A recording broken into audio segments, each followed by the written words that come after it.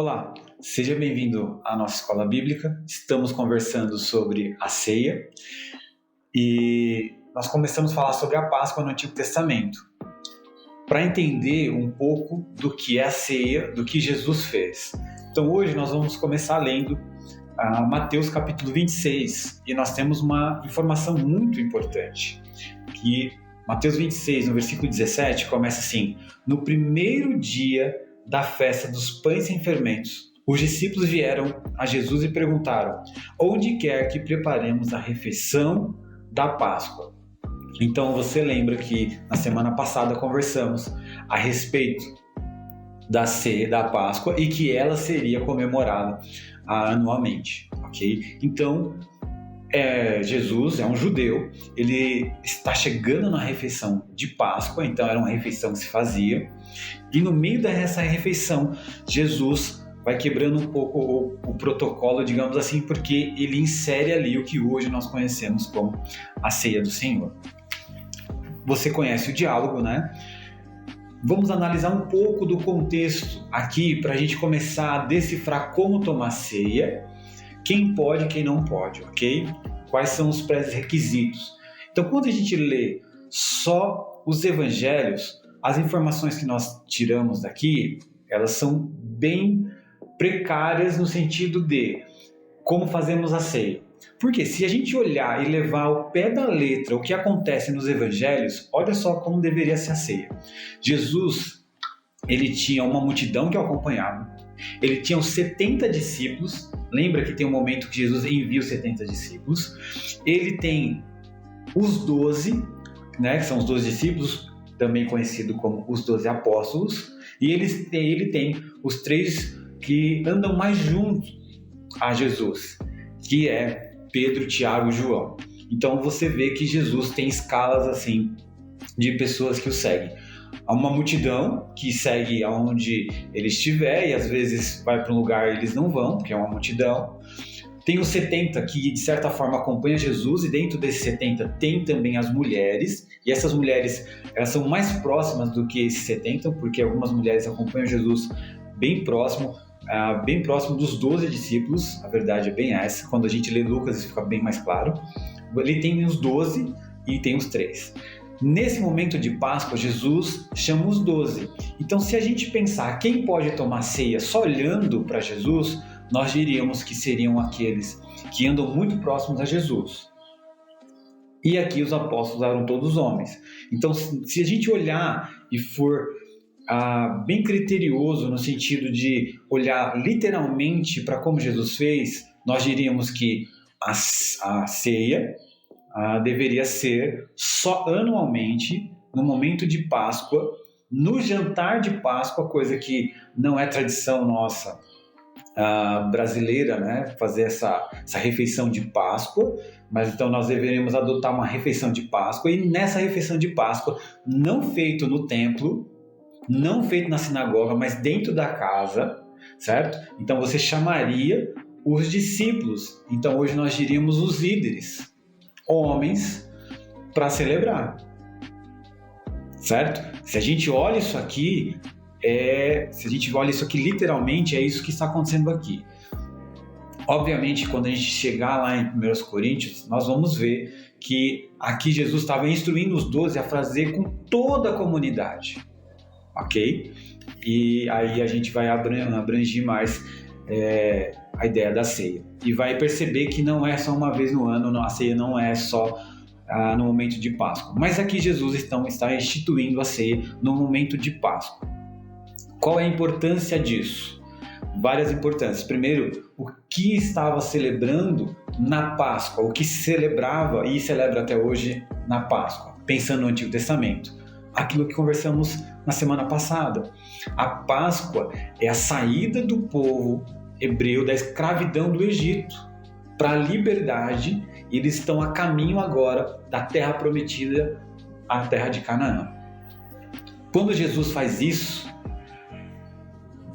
ele está dizendo: olha, ainda estamos escravos. Há uma libertação a ser conquistada aqui. E por mais que os judeus estejam em Jerusalém, eles estejam na sua terra natal, coisa que não estava lá no Egito, né? Mas ainda assim eles estão sob o jugo romano. Então, se eles estão sob o jugo romano, eles não podem exercer toda a liberdade de Israel. E aí há uma promessa de um reino, o reino seria devolvido a Israel. Então, todos eles estão com essa impressão política de Jesus, que ele será o rei que libertará Israel do jugo romano. Essa seria, então, a nova Páscoa. É isso que eles estavam tendo em mente. Só que as coisas não acontecem bem dessa forma. O que acontece aqui e acontece lá no Antigo Testamento, que a gente pode pegar de ponte, é que para o anjo da morte passar sobre a casa dos hebreus e não ferir o primogênito, para não haver morte dentro do povo de Israel, precisou matar um cordeiro. Então precisou do sangue. E a festa da Páscoa foi celebrada com pães sem fermento.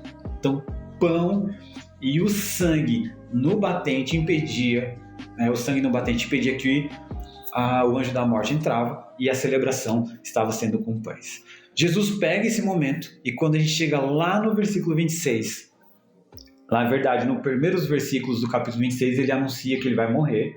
E lá no versículo 26 diz assim, enquanto comiam, Jesus tomou o pão e o abençoou. Em seguida, partiu em pedaços e deu a seus discípulos, dizendo, tomem e comam, porque este é o meu corpo. Então Jesus está ressignificando o pão que eles estavam celebrando lá no Antigo Testamento, que eles fizeram o jantar, e teve que ser rápido, por isso sem fermento, né? Os pães asmo. Então ele está dizendo, olha, isso agora tem um símbolo, isso simboliza o meu corpo, ok? O meu corpo. Como? Porque esse é o meu corpo. Então tomou o cálice de vinho, agradeceu a Deus, depois entregou aos seus discípulos e disse, cada um beba dele, porque este é o meu sangue que confirma a aliança. Ele é derramado como sacrifício para perdoar os pecados de muitos.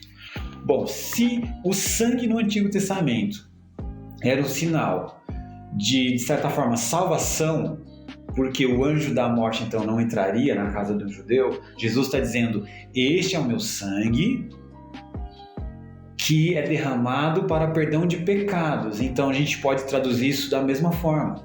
Jesus, ao derramar o seu sangue, tem a ver com esse mal, essa morte que não pode mais adentrar a nossa casa. Ou nós poderíamos trazer mais para o pessoal, essa morte não pode mais adentrar a minha vida. E isso tem tudo a ver com o que Jesus já fez. Aquele que crê em mim, ainda que esteja morto, viverá. Por quê? Pelo sangue de Jesus, ainda que esteja morto, viverá.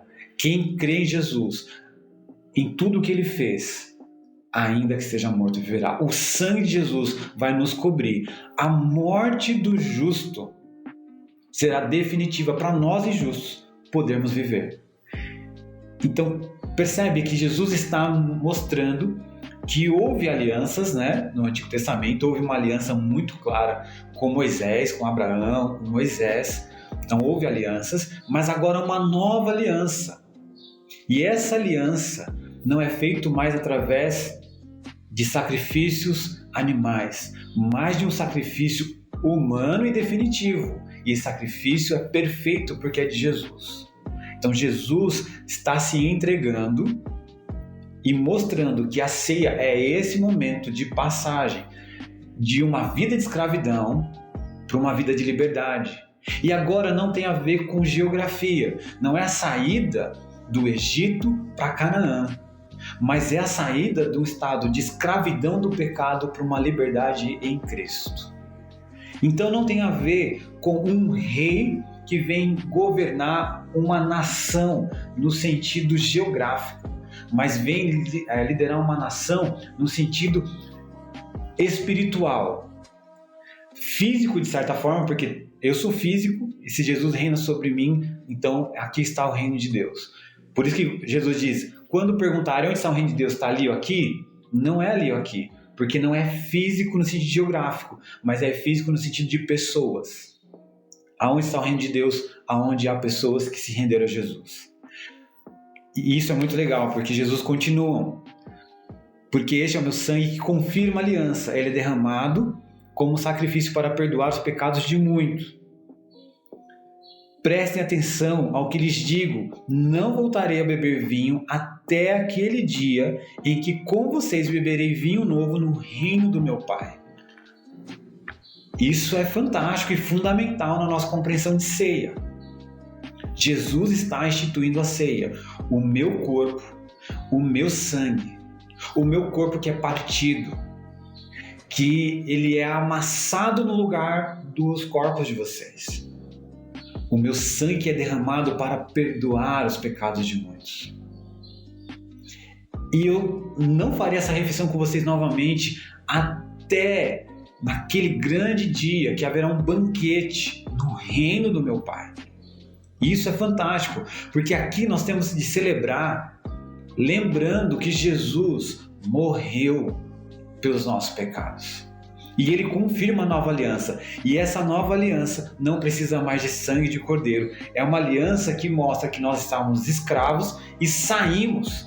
Por isso nós celebramos esse Pêssar, essa Páscoa, dessa passagem de uma vida de pecado, de escravidão, para uma nova vida de liberdade em Cristo.